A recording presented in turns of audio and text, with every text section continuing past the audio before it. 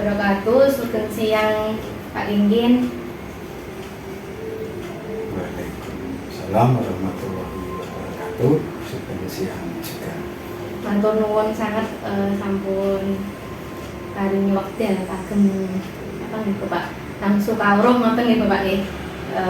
Napa niki kan Bapak sampun jadi kepala sekolah sudah lama, otomatis pengalamannya juga sudah banyak sekali. Ini nanti Bapak mau telepon sekejap, minta waktunya sebentar untuk apa ya, menggali informasi tentang ini Bapak, dilema etika, kasus-kasus dilema etika dan rujukan moral. Jadi kalau dilema etika itu ketika ada sebuah kasus yang mana kita merasa semuanya benar, dan kalau rujukan moral itu di mana ada sebuah kasus benar lawan salah, dan garis besarnya seperti itu. Ampun, siap nih Pak. Ya. Ini Bapak, selama ini Bapak niku bagaimana cara Bapak niku mengidentifikasi kasus-kasus yang merupakan dilema etika ataupun rujukan moral? Terima kasih. Tadi sudah disampaikan, saya sudah sekian tahun jadi kepala staf dan mungkin Pengalaman sudah luar biasa ngoten niku Pak nggih. Terima kasih. Kemudian untuk identifikasi masalah kasus, ada dua perbedaan yang menyolok antara dilema etika dan rujukan moral. Kalau dilema etika itu tadi sudah dikatakan antara benar dan benar. Itu wajar, jadi semua individu pasti akan merasa benar. Jadi antara individu yang satu dengan yang lain, dari golongan yang satu dengan yang lain akan merasa benar semua. Itu latar belakang itu yang akan menuju ke dilema etika. Kemudian kalau latar belakangnya sudah bersangkutan atau bersinggungan dengan ranah hukum, maka itu sudah bisa dipastikan ada yang benar dan ada yang salah. Kalau sudah dipastikan latar belakangnya benar dan salah, maka itu menjadi rujukan moral. Jadi berbeda penanganannya dan identifikasi itu sama. Jadi nomor niku kita lihat situasinya, kita lihat latar belakangnya ngoten niku Pak nih. Nih, Bapak, selama ini ketika Bapak menjabat sebagai kepala sekolah, Ibu, ketika mengambil sebuah keputusan untuk kasus-kasus di mana ada dua kepentingan yang sama-sama besar, sama-sama benar dan mengandung nilai kebajikan, itu Bapak menjalankan keputusannya, pengambilan keputusannya itu bagaimana? Yang pertama pasti identifikasi masalah, akar permasalahan itu dicari lebih dulu. Dengan harus ketemu dengan siapapun yang terlibat di dalam masalah itu untuk mengumpulkan fakta-fakta, dan tidak bisa didatangkan untuk bersama dalam satu meja, satu ruangan, karena mereka akan saling membenarkan dirinya sendiri.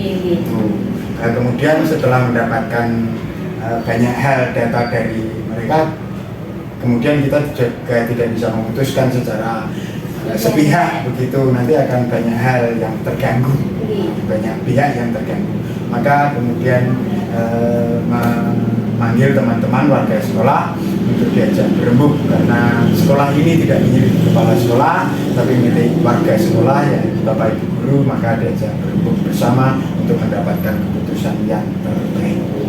Jadi lewat musyawarah ngoten Pak Linggin. Bapak, langkah atau prosedur apa yang biasa Bapak lakukan untuk selama ini untuk menyelesaikan kasus-kasus dilema etika tadi, Bu? Tadi sudah saya sampaikan bahwa kita akan gali akar permasalahan dari kedua belah pihak secara berbeda waktunya, fakta-fakta yang mereka akan sampaikan, kemudian alasan-alasan yang mereka akan sampaikan. Setelah kita dapat semuanya, maka kita akan cari inti permasalahan yang menjadi pemicu permasalahan tadi.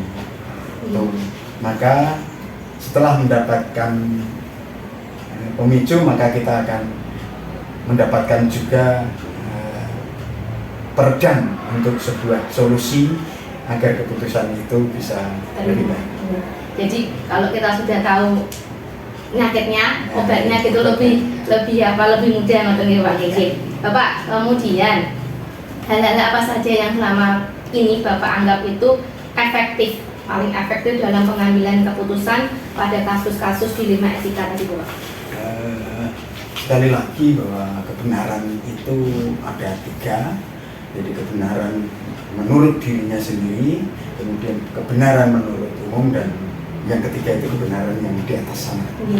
Jadi yang pertama pasti mereka semua akan membenarkan dirinya sendiri itu, dan kemudian kita akan menuju ke kebenaran menurut umum. Jadi menurut umum ini menurut orang banyak, menurut komunikasi yang baik begitu. Kemudian yang paling efektif adalah kita mencari jalan tengah supaya tidak ada yang saling merasa dirugikan. Oh, tadi luar biasa. Kita perbaiki komunikasi, kemudian kita ambil jalan tengahnya, yang mana dua-duanya bisa menerima materi Bapak ini Bapak, selama ini otomatis kan kasus-kasus dilema etika atau rujukan moral itu kan sudah sering Bapak temui ngoten nggih. Ini tantangan apa Bapak? Tantangan apa yang Bapak rasakan selama pengambilan keputusan? Tantangan yang menurut saya aslinya tidak ada, tapi banyak hal yang bisa mengganggu perasaan dan batin kita ketika ada dua pihak yang bermasalah, maka kita pasti akan ada gejolak di dalam perasaan itu untuk si A atau si B. Itu yang menjadi tantangan di semua kebijakan. Jadi aslinya banyak resiko dan aslinya juga banyak solusi, tetapi kemudian kita pasti akan terganggu di perasaan kita. Itu yang menjadi tantangan, tapi kemudian kita bisa menghilangkan semua tantangan itu dengan nilai-nilai kebajikan dan kebaikan yang harus kita utamakan, dan kita ada di tengah-tengah antara mereka. Luar biasa memang kalau kita bicara tentang dilema etika itu perasaannya dipakai ngapain Pak ini. Kemudian Bapak, ketika ada kasus dilema etika itu Bapak itu menyelesaikannya saat itu juga atau ada jadwal atau waktu tertentu Bapak? Tergantung permasalahan juga. Jadi yang latar belakang kemudian yang saya sampaikan tadi, ketika permasalahan itu menurut kita ringan dan pihak-pihak yang bermasalah itu sedikit, maka bisa diselesaikan dengan cepat dan itu lebih baik. Ketika sudah menyangkut ke orang banyak dan kemudian harus pakai prosedur, maka kita akan selesaikan dengan prosedur, dan di setiap kegiatan pasti akan ada SOP. Standar operasional prosedur. Nah, itu yang akan kita gunakan untuk menjaga stabilitas di sekolah. Iya. Oh, tadi luar biasa. Kemudian Pak, ini Bapak ada seseorang atau idola atau faktor-faktor apalah yang selama ini Bapak anggap itu mudah atau membantu Bapak ketika mengambil keputusan dalam kasus dilema etika? Idola itu tidak dalam menyelesaikan masalah itu tidak dengan siapa idola saya, tidak ya, tapi dengan lingkungan yang menjadi teman baik begitu. Selama ini kalau kita di lembaga sekolah, maka teman-teman guru itu adalah yang terbaik untuk kita, bisa ikut menentukan kebijakan yang harus diambil. Nah, itu karena di sekolah itu terutama di Bintoro 5 ada yang guru muda, guru yang umurnya sedang, ada yang guru sudah dewasa, senior. Itu jadi keputusan yang diambil akan walaupun pendapatnya beragam, keputusan akan berada di tengah-tengah. Dan andai kata guru tidak bisa atau belum bisa membuat keputusan yang terbaik dan masih harus ada prosedur lagi, maka kita akan ketemu dengan stakeholder baik komite maupun atasan kita Bapak Pembina. Jadi ketika di sekolahnya tadi belum menemukan solusi yang terbaik, maka kita naik ke lebih yang tinggi nih Bapak. Ini Bapak, ini kita sampai di penghujung Pak. Setelah tadi kan Bapak cerita, kemudian berbagi pengalaman, saya juga langsung kawruh pelajaran apa yang dapat Bapak petik dari pengalaman selama pengambilan keputusan di kasus dilema etika ini Bapak. Ya. Pelajaran yang bisa diambil oleh kita semua adalah bahwa kita bukan segala-galanya. Satu itu. Jadi kita bukan paling benar, paling pintar, dan paling bisa memecahkan masalah, tidak. Nah, jadi komunikasi itu yang lebih baik, baik dengan siapapun yang bermasalah, komunikasi kita tetap baik, kita menjadi pelayan yang baik, kemudian komunikasi dengan teman-teman juga baik, sehingga kalau diajak berembuk bersama, pendapatnya juga baik. Jadi komunikasi ini memang tentunya menjadi alat yang paling mujarab untuk mendapatkan keputusan yang terbaik melalui musyawarah, sehingga keputusan bukan dari salah satu pihak tapi banyak pihak. Dan bisa diterima di semuanya Pak. Ini luar biasa sekali. Nanti moga-moga saya sudah nular matur nuwun, terima kasih waktuipun, terima kasih waktunya Bapak, terima kasih juga sudah berbagi pengalaman yang luar biasa.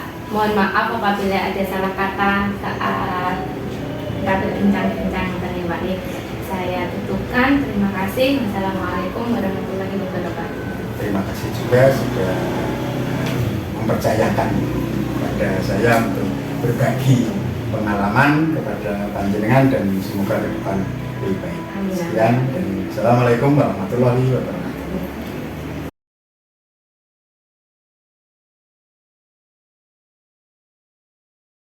Assalamualaikum, selamat pagi Pak Say. Waalaikumsalam. Terima kasih waktunya ya Pak Say, sudah menyempatkan waktunya ketemu untuk belajar bareng di sini ya Pak Say ya. Ini nanti saya mau mengulik sedikit lah informasi dari Pak Say sebagai tugas dari CGP saya di modul 3.1 tentang dilema etika dan tujuan moral. Sebelumnya biar tidak tegang nih Pak Say kabarnya bagaimana nih? Alhamdulillah baik. Meskipun keadaannya dari ujian ini ya Pak Say ya. Ini Pak Say sudah memimpin SD kali kondang 3 sudah berapa tahun Pak Say? Kali kondang 2. Kali kondang 2 sudah berjalan 2 tahun. Jadi sudah banyak ya. Sudah banyak pengalaman, sudah banyak dilema atau kasus-kasus atau situasi yang sudah dihadapi Pak Say gitu. Ini nanti kita akan bincang-bincang. Saya mau cari info dari Pak Say tentang dilema etika. Jadi dilema etika itu adalah kondisi di mana kita berada di dua persimpangan jalan. Dua persimpangan jalan yang kanan kiri itu sama-sama benarnya kan gitu. Kalau orang bilang simalakama, jadi kita ngambil satu ide keputusan ini, tapi juga nanti keputusan yang lain juga dianggapnya juga benar. Itu dilema etika. Kemudian kalau bukan moral itu lebih ke benar salahnya. Ini Pak Say, selama Pak Say itu menjadi kepala sekolah di Kali Kondang 3, itu Pak Say otomatis kan sudah sering, sudah banyak menyelesaikan atau menerima kasus-kasus ini. Nah, bagaimana cara Pak Say itu bisa mengidentifikasi kalau kasus itu masuk di dilema etika atau rujukan moral? Begini, untuk dilema etika, ketika misalnya seorang kepala sekolah dihadapkan pada dua pilihan yang sama-sama penting, misalkan itu tentang pendanaan, apakah itu untuk infrastruktur atau untuk memperbaiki mutu pendidikan bagi SDM-nya, itu dengan kondisi keuangan yang minim. Jadi kita ketika akan memutuskan suatu hal itu, kita perlu skala prioritas, mana yang lebih penting, mana yang lebih dijalankan, walaupun sama-sama penting, tetapi ketika kita memutuskan untuk mengambil keputusan infrastruktur supaya anak-anak bisa nyaman, tetapi di sisi lain untuk peningkatan SDM bagi guru juga lebih penting untuk peningkatan mutu pendidikan. Nah, itu kita memang harus membutuhkan kejelian dalam memutuskan satu hal, bagaimana kedepannya, dan yang utama itu untuk keadilan dan kesejahteraan bagi semuanya. Itu untuk dilematika. Jadi yang untuk rujukan moral itu ketika ada satu hal yang mungkin dari personal guru atau apa itu mengusulkan sesuatu hal. Nah, di situ kita dapat mengubah yang tadinya ini akan diputar ini akhirnya menjadi kebaikan. Jadi untuk mengidentifikasi itu kita harus berpikir panjang gitu ya Pak Sangi. Ini lebih penting mana, dampaknya itu lebih kita mau ambil dampak untuk jangka panjang atau jangka pendek gitu. Kemudian Pak Said, selama ini Pak Said itu ketika menjalankan pengambilan keputusan di sekolahnya Pak Said itu, terutama untuk kasus-kasus jurusan etika, ada dua kepentingan yang sama-sama besar, ya kan, yang sama-sama penting. Ada enggak kegesekan dari nilai-nilai kebajikan itu tadi? Kalau kegesekan ya pasti ada, karena kita dalam mengambil kebijakan itu pastinya pro dan kontra pasti ada, dan karena pro dan kontra itu muncul, kita dalam memutuskan satu hal itu sebenarnya harus musyawarah untuk mengecilkan atau meminimalkan untuk gesekan kita. Kemudian Pak Say, langkah-langkah atau prosedur apa yang biasa Pak Say ambil yang selama ini dilakukan untuk menyelesaikan hal tadi? Ya, tadi yang pertama musyawarah.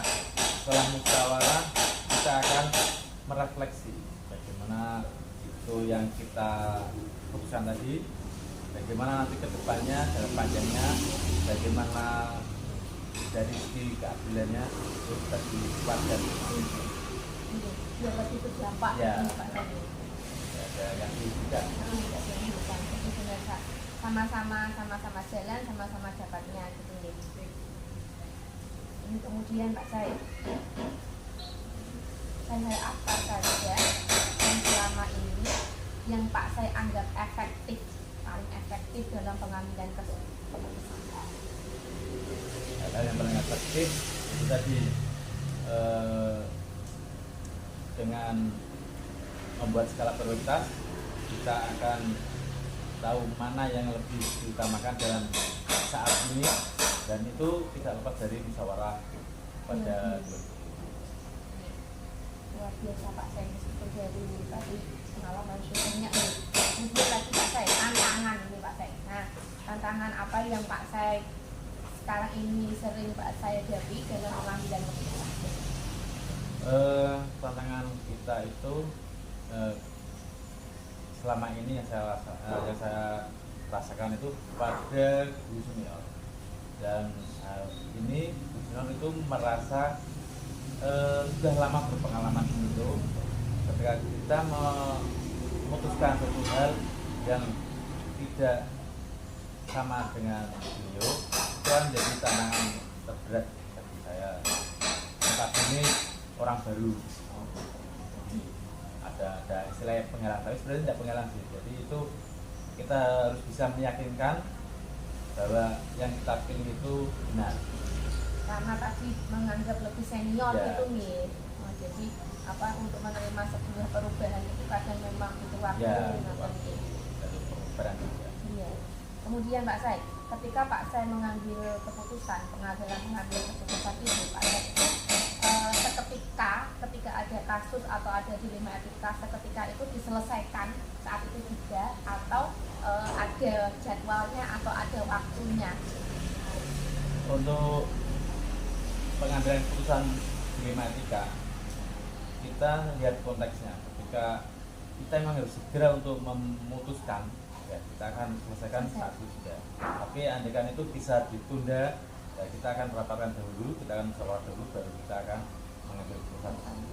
Jadi kita lihat konteksnya Konteks. tadi ya, dilema etika yang bagaimana. Kemudian ini Pak Sai lagi, ada nggak seseorang atau figur atau ibunda ataupun faktor-faktor yang memudahkan Pak Sai itu ketika Pak Sai mengambil keputusan dalam kasus dilema etika? Ada sih, karena kita di dunia pendidikan itu kan ada kepangkatan, ada juga pimpinan. Jadi ketika kita ada masalah yang memang kiranya tidak bisa ditangani secara pribadi, kita akan meminta masukan pada orang lain yang di antaranya itu pengawas, dalam arti kita kan sebagai pengawas, sebagai pembina kita, jadi kita minta rujukan bagaimana baiknya. Itu sebatas tidak wadul sih, tapi itu rujukan. Jadi kita ada referensi untuk memutuskan satu hal. Sebagai bahan pertimbangan Ya. itu nih. Terus itu orangnya ya figurnya. Kemudian yang mempermudah Pak Sai dengan pengambilan keputusan tadi.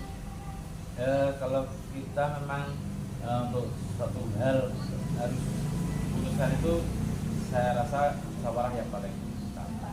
Di komunikasi antar sesama itu harus dibangun, karena dengan komunikasi semuanya bisa terlihat dan semuanya bisa tahu apa yang diinginkan. Jadi lebih ke kita optimalkan komunikasi tadi antar warga sekolah maupun dari atasan kepemimpinan Ya. maupun dari sama-sama dewan gurunya. Ya, bahkan dari siswa ke guru juga perlu komunikasi. Iya, benar sekali Pak Sai. Oke. Ini Pak Sai, dari semua yang telah disampaikan Pak Sai gitu, dari tadi tantangannya, kemudian faktor-faktor pendukungnya, kemudian sosok yang memudahkan Pak Sai, cara-cara tadi, ini pembelajaran apa yang Pak Sai bisa ambil dari pengalaman dalam selama ini dalam pengambilan keputusan yang ada latar belakangnya di lima etika ini.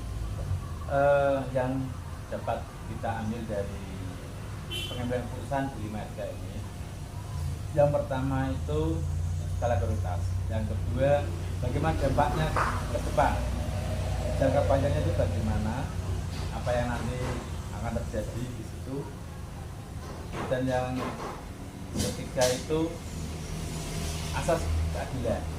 Jadi tidak salah satu dirugikan, tidak, tapi sama-sama dijalankan, akan tapi dijawab. Terus yang utama lagi, semua ada sendiri kepentingan kesejahteraan bersama. Jadi dalam organisasi itu yang ditamakan adalah kebersamaan, kesejahteraan dan keadilan. Luar biasa sekali Pak Sai.